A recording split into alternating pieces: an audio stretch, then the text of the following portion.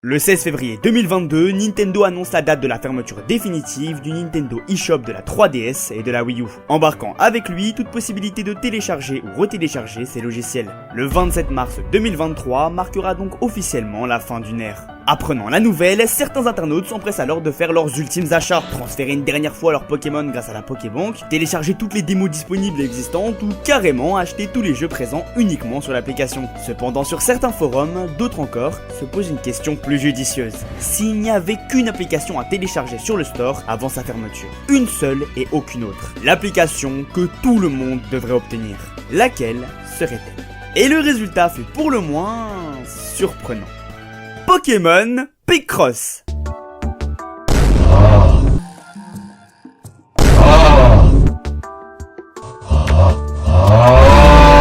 Et je vous jure que c'est pas une vanne. Mais pourquoi lui? D'où il sort même? Qu'est-ce qu'il a de si spécial? Faut dire qu'au moment de sa sortie, Nintendo était loin de se douter qu'il venait de commettre l'une de leurs plus grandes erreurs. Pour tout comprendre, il va falloir remonter en septembre 2020. La communauté Nintendo est en feu et pour cause, l'entreprise vient de subir son 3e Gigaleak. Pour ceux qui n'en auraient jamais entendu parler, les Gigaleaks sont d'énormes fuites de données de la société japonaise sur le forum 4chan. Tristement célèbres pour leur taille et la quantité de matériaux internes concernés, licences, consoles, données ultra confidentielles et j'en passe, elles ont commencé en 2018 mais sont devenues encore plus importantes en 2020, avec plus de 3 gigas de données fuitées.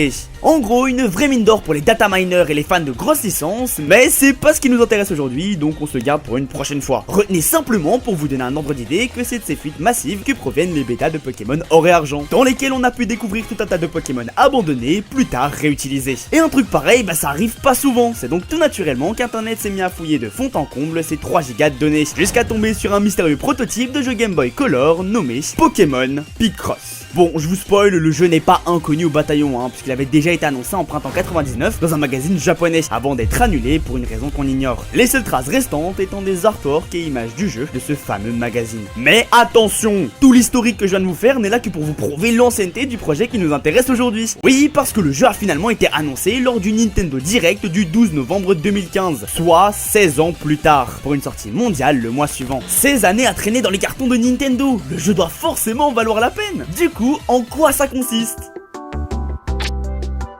Oubliez ça, je vous jure que c'est intéressant. Développé par Jupiter Corporation, ce Pokémon Picross fait partie de la lignée des Picross, des puzzles de gris basés sur des nombres pour révéler des images. Des jeux dans ce genre, il y en a eu énormément et sur plusieurs autres licences. D'ailleurs, à la base, c'était même pas un jeu vidéo, ça existe depuis le début du 20e siècle. Et je vous l'accorde, ça donne pas envie, c'est même chiant à en crever. Et ça tombe bien parce que c'était l'un des principaux reproches faits au jeu. Il vise une niche, le genre d'humain qui trouve les sudoku amusants. Et Dieu sait qu'il faut être sacrément barjot pour trouver ça drôle. À quel moment c'est fun? Oui bon, t'as plus de sur les jeux d'Arceus quand même. Oh my god, bro. Oh, hell no. Mais figurez-vous que le jeu a malgré tout eu son petit succès. Et ça, il le doit tout simplement au fait qu'il a été gratuit. Et là, il y a un petit souci. Alors, des jeux gratuits sur 3DS en 2015, c'était plutôt courant, y compris des jeux Pokémon, comme Shuffle ou Rumble World par exemple. Mais le problème qu'a eu Pokémon Picross, c'est que déjà, contrairement à la plupart des jeux gratuits à succès, les puzzles Picross ne sont pas aléatoires, et donc ne valent pas la peine d'être rejoués. Mais aussi, qui dit jeu gratuit, dit microtransactions. Et qui dit jeu gratuit, Nintendo dit autant te foutre en l'air directement parce qu'on va te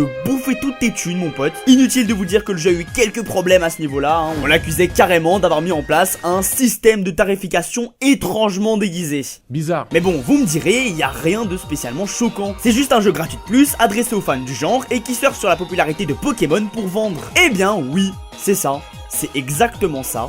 Et rien de plus. Tout dans le jeu est prédéfini, de la difficulté des niveaux à leur résolution. Il se suffisait tellement à lui-même qu'il ne nécessitait pas d'attention particulière de Nintendo. Un jeu sympathique, délaissé par ses développeurs et qu'absolument tout le monde peut télécharger.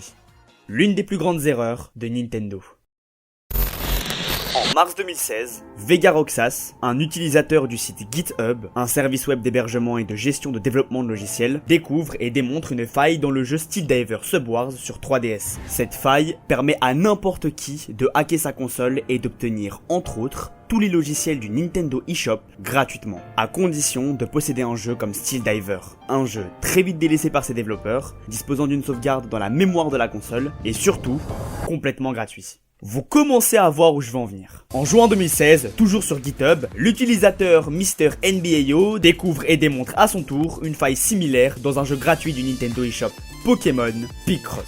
Le pire, c'est que le hack est encore plus simple et efficace que sur Steel Diver. 6 mois. En 6 mois, Pokémon Picross passe de simple spin-off à référence du hack de la 3DS. Depuis sa sortie en 2011, il y a eu des tonnes de manières de hacker sa console. Mais à chaque fois, Nintendo a su y remédier grâce à des mises à jour ou des patchs. Et je préfère vous prévenir tout de suite, non, je ne vous dirai pas comment faire. Parce que déjà, c'est dangereux, non, ta 3DS ne risque pas d'exploser comme sur la miniature, mais au moindre faux pas, tu risques de la foutre en l'air. Et j'ai la flemme d'être tenu pour responsable. Et ensuite, si je fais ça, Nintendo risque de me strike. Et ça m'arrangerait que ça n'arrive pas, déjà que je dis pas souvent du bien d'eux. Mais alors, comment ça marche? Bah, j'y connais pas grand chose dans ce domaine, mais de ce que j'ai pu comprendre en lisant le document fourni par son créateur, globalement, à l'aide des données propres à une console, on peut générer une sauvegarde buggée compatible avec un fichier A de notre console. Cette sauvegarde provoque un dépassement de tampon au lancement du jeu et lui envoie une donnée lui disant de lancer un fichier B qu'on aura préalablement mis dans la carte SD à un emplacement spécifique. La console ne pouvant pas différencier les données signées et les données non signées à cause de la surcharge, le code non signé est lancé et permet de hacker la console. Bref, en gros, on tabasse sa 3DS en la surchargeant d'infos jusqu'à ce qu'elle lance le hack. Et au moment de sa découverte, le monde entier se demandait comment Nintendo va réagir le jour où ce fameux document sera rendu public. Vont-ils patcher le jeu ou alors vont-ils le retirer du eShop? Sur Reddit, certains utilisateurs s'amusaient même à faire croire aux autres que le jeu était cool uniquement pour qu'ils le téléchargent avant sa suppression. Quelques mois plus tard, en 2017, le document est publié. Et Nintendo prit une décision pour le moins très surprenante. Rien. Ils n'ont rien fait. Genre, ils n'ont même pas pris la peine de communiquer dessus. Et c'est pas une blague. Mais alors, pourquoi? Pourquoi n'ont-ils rien fait? Bah, la réponse elle est pas trop claire étant donné que, comme je viens de vous le dire, Nintendo est resté muet sur le sujet. Mais on peut néanmoins émettre quelques hypothèses. La première et la plus évidente, c'est la Nintendo Switch. La 3DS est en fin de vie. Leur nouveau bijou sort dans quelques mois, donc ils ont tout intérêt à se focus dessus. Dès qu'une nouvelle console sort, la précédente devient plus vulnérable, donc plus facile à hacker. On a pu l'observer avec la Wii et la Wii U par exemple, ou plus récemment avec la PS4 et la PS5, même chose pour la Xbox. La deuxième, c'est que le jeu continue de leur rapporter de l'argent. Bah oui, il est truffé de microtransactions. C'est un sujet qu'on a déjà pu traiter dans la dernière vidéo, donc je vous invite à aller la voir après celle-ci. Tant que c'est du Pokémon, il y aura toujours des fans pour essayer de le compléter à 100% et le plus vite possible. Et tous les moyens sont bons pour y parvenir. Et la dernière, bah, ils sont aussi gagnants d'une certaine manière. À l'aube de la sortie de la Nintendo Switch, il y a plus de chances qu'une personne qui entende parler du hack achète une 3DS pour la hacker qu'une personne qui en possède déjà une n'achète un nouveau jeu. C'est peut-être une façon pour eux de continuer de vendre leur console. Parce que oui, au passage, hacker sa 3DS n'a rien d'illégal. Elle nous appartient, donc on peut faire ce qu'on veut avec. Par contre, télécharger des jeux gratuitement avec, si, c'est du vol. Dans tous les cas, Nintendo a perdu beaucoup d'argent, mais probablement pas assez pour que le supprimer en devienne une nécessité. Et de toute manière, en l'autorisant ou non, il y aura toujours 1001 façons d'hacker sa 3DS. En soi, Pokémon Picross ne fait que s'ajouter à la longue liste des hacks de ce style, toutes consoles confondues. Son unique particularité, c'est qu'il a été un jeu Pokémon. Un mauvais jeu Pokémon. Créé pour être joué, destiné à être oublié. Vieux de 16 ans, ce jeu sans ambition qui devait rapporter beaucoup d'argent à Nintendo a fini par leur en faire perdre, marquant sans même le vouloir l'histoire du jeu vidéo.